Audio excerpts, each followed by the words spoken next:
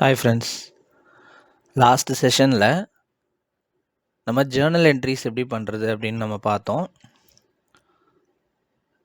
So இன்றைக்கி நம்ம ledger அப்படிங்கிற கான்செப்ட் பார்க்க போகிறோம். அதே மாதிரி சார்ட் ஆஃப் அக்கௌண்ட்ஸ் அப்படிங்கிற கான்செப்டும் பார்க்க போகிறோம். லெட்ஜர் அப்படின்னா என்னென்னா, இந்த ஈச் அண்ட் எவ்ரி வேர்ட்ஸும் நம்ம லெட்ஜர்னு சொல்லுவோம். இப்போ கேஷ் வந்து ஒரு லெட்ஜர், கேபிட்டல் வந்து ஒரு லெட்ஜர். ஸோ இந்த மாதிரி லெட்ஜர்ஸ் எல்லாமே நான் வந்து இங்கே வந்து லிஸ்ட் பண்ணியிருக்கேன். இந்த 20 சம்ஸ்க்கான எல்லா லெட்ஜர்ஸுமே வந்து நான் இங்கே லிஸ்ட் பண்ணியிருக்கேன். பார்த்தீங்கன்னா தெரியுங்க. ஸோ எந்த வேர்டுமே ரிப்பீட் ஆகிருக்காது. So cash, capital, bank, security deposit, furniture, இது எல்லாமே நம்ம லிஸ்ட் பண்ணியிருக்கோம். இதோடைய category means chart of accounts.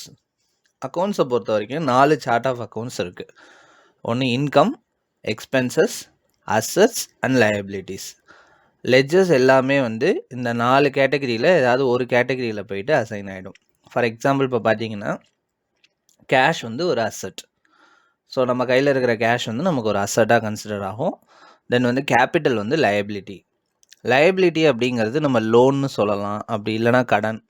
நம்ம வந்து வெளியில் இருக்கிற பர்சன்ஸ்க்கு நம்ம பணம் கொடுக்குற மாதிரி இருக்கிறது எல்லாமே லயபிலிட்டிஸ் அப்படின்னு சொல்லுவோம். ப்ரொப்ரைட்டர் இன்வெஸ்ட் பண்ண மணியை எதுக்காக நம்ம லயபிலிட்டி அப்படின்னு சொல்கிறோம் அப்படின்னா, ஆல்ரெடி நான் சொன்ன மாதிரி ஒன்ஸ் வந்து நம்ம கம்பெனி ஸ்டார்ட் பண்ணிட்டோம் அப்படின்னா, கம்பெனி வந்து ஒரு இண்டிவிஜுவல் பர்சன், அந்த ப்ரொப்ரைட்டர் ஒரு individual person. Just an assumption என்னென்னா, கம்பெனி வந்து ஒரு கடன் வாங்கின மாதிரி ப்ரொப்ரைட்டர்ட்டேருந்து, ஸோ அவருக்கு திருப்பி கொடுக்கணுங்கிற ஒரு லயபிலிட்டி இருக்கிறதுனால, so capital should be considered as a liability. Bank வந்து ஒரு அசட். செக்யூரிட்டி டெபாசிட் வந்து நமக்கு அசட் தான். ஏன் அப்படின்னா, நமக்கு அது அந்த அமௌண்ட் வந்து ரீஃபண்ட் ஆகிடும். ஸோ நான் வந்து ஒரு விஷயத்துக்காக நான் பே பண்ணியிருக்கேன், ஃப்யூச்சரில் அந்த அமௌண்ட் வந்து நமக்கு ரீஃபண்ட் ஆகும் அப்படிங்கிற மாதிரி இருந்தாலே அது வந்து அசட் தான். ரீஃபண்ட் ஆகாது அப்படின்னா அது ஒரு எக்ஸ்பென்சஸ் நமக்கு. ஃபர்னிச்சரும் பைக்கும் பார்த்திங்கன்னா நமக்கு அசட் வரும். அதே ஸ்டேஷ்னரின்னு இருக்கும் பாருங்கள், அது வந்து நமக்கு எக்ஸ்பென்சஸ் கீழே வரும். ஸோ ஒரு ப்ராடக்டை நம்ம பர்ச்சேஸ் பண்ணுறோம், அதை நம்ம ஓன் யூஸ் பண்ண போகிறோம் அப்படின்னா, அதுக்கு ரீசேல் வேல்யூ இருந்துச்சுன்னா தான் அது அசட்டாக கன்சிடர் ஆகும்.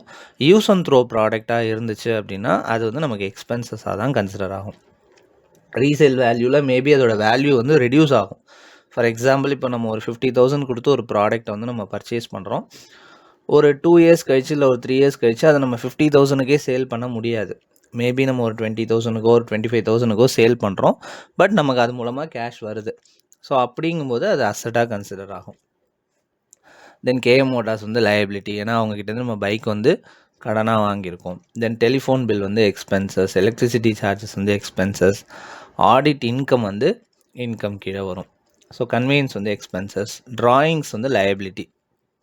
ஏன்னா ட்ராயிங்ஸ் எப்போவுமே கேபிட்டல்லேருந்து மைனஸ் ஆகும், அதனால் அதையும் நம்ம லயபிலிட்டின்னு மென்ஷன் பண்ணும்போது தான் நமக்கு அக்கௌண்ட்ஸில் பேலன்ஸ் ஷீட்டில் அது மைனஸ் ஆகும் கேபிட்டல்லேருந்து. தென் வந்து லோன் வந்து லயபிலிட்டி, லோன் ப்ராசஸிங் சார்ஜஸ் வந்து எக்ஸ்பென்சஸ், இன்ட்ரெஸ்ட் ஆன் லோன் வந்து எக்ஸ்பென்சஸ் நமக்கு வரும், stationery expenses, consulting charges, discount receive. So இந்த லெட்ஜர்ஸ்க்கான கேட்டகரி எல்லாமே நம்ம அசைன் பண்ணியாச்சு. நெக்ஸ்ட்டு பார்த்தீங்கன்னா, இங்கே சப் கேட்டகரி அப்படின்னு ஒரு கான்செப்ட் வந்து நான் மென்ஷன் பண்ணியிருப்பேன். இதுலேருந்து தான் நமக்கு டேலியோடைய கான்செப்டே ஸ்டார்ட் ஆகுது.